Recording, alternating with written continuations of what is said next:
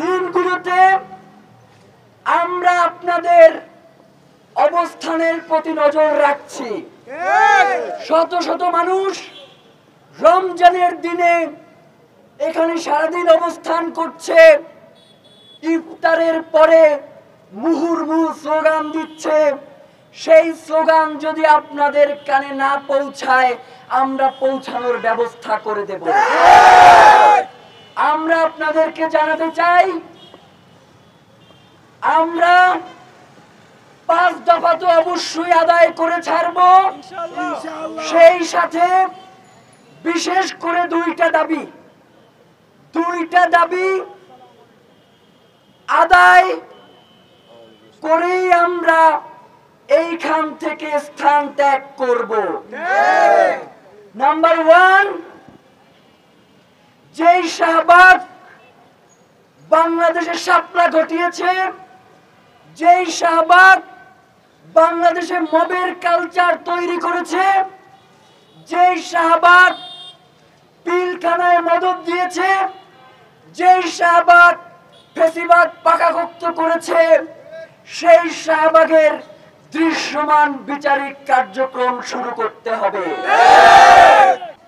দাবিকে উপেক্ষা করে বাংলাদেশে শাহবাগিতাকে স্থান করে দেবেন, সেই স্বাদ আপনাদের পূরণ হবে না।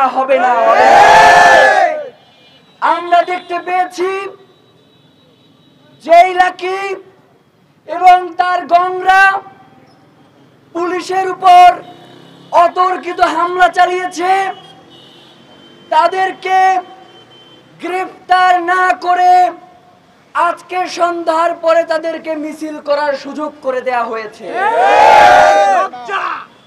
সুতরাং আইন শৃঙ্খলা বাহিনীর উদ্দেশ্যে বলতে চাই, লাকিদের হাতে মাইর খাইতে কি আপনাদের আরাম লাগে?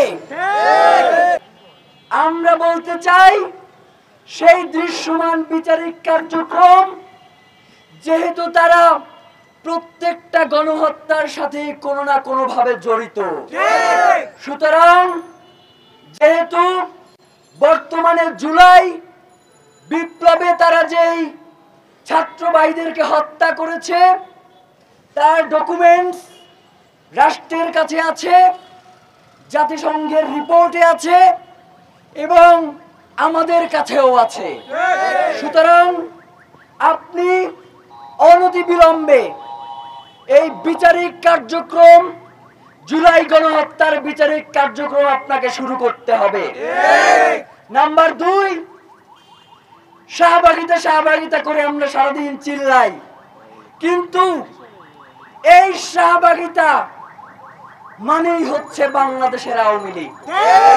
সুতরাং যারা শাহবাগিতার প্রতি সমবেদনা জানাচ্ছেন, যারা শাপলাকে মনে করেন রং মেখে শুয়ে আছে, যারা মনে করেন যে পিলখানায় আর্মি অফিসারদের হত্যা করা সঠিক ছিল, তাদেরকে বলে দিতে চাই, আমরা এখান থেকে ইনকিলাব মঞ্চ যে অবস্থান কর্মসূচি ঘোষণা করেছে, সেখান থেকে আওয়ামী লীগ নিষিদ্ধ প্রজ্ঞাপন জারি হওয়া না পর্যন্ত আমরা যাচ্ছি না।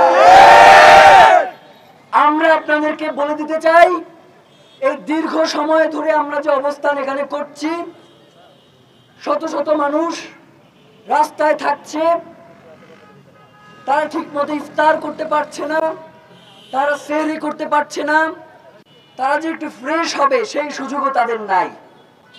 সুতরাং আমরা ইনকিলাব মঞ্চের পক্ষ থেকে বলছি, আগামীকাল থেকে দুপুর 3টা থেকে রাত 11টা পর্যন্ত আমরা প্রত্যেক দিন এখানে লাগাতার কর্মসূচি পালন করব এবং যতদিন পর্যন্ত আমাদের এই দাবি দেওয়া না পূরণ হবে, ততদিন পর্যন্ত প্রয়োজনে আমরা ঈদও এখানে করব, কিন্তু শাহবাগ এবং আওয়ামী লীগের নিষিদ্ধ ছাড়া আমরা এখান থেকে যাব না।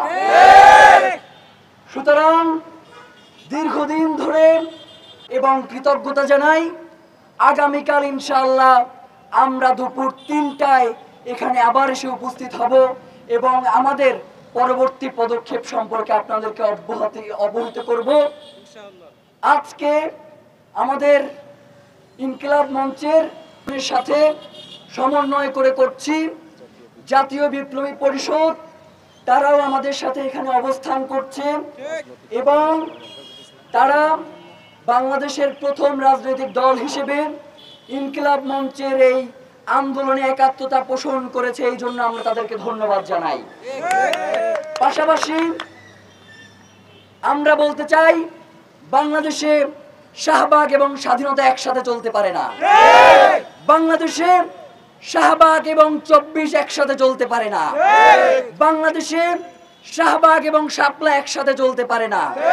সুতরাং রাষ্ট্রকে নির্ধারণ করতে হবে যে সে কার পক্ষে যাবে এবং কার পক্ষে গিয়ে আগামীর দিনের সে রাজনীতি করবে। সুতরাং আজকে এই পর্যন্তই।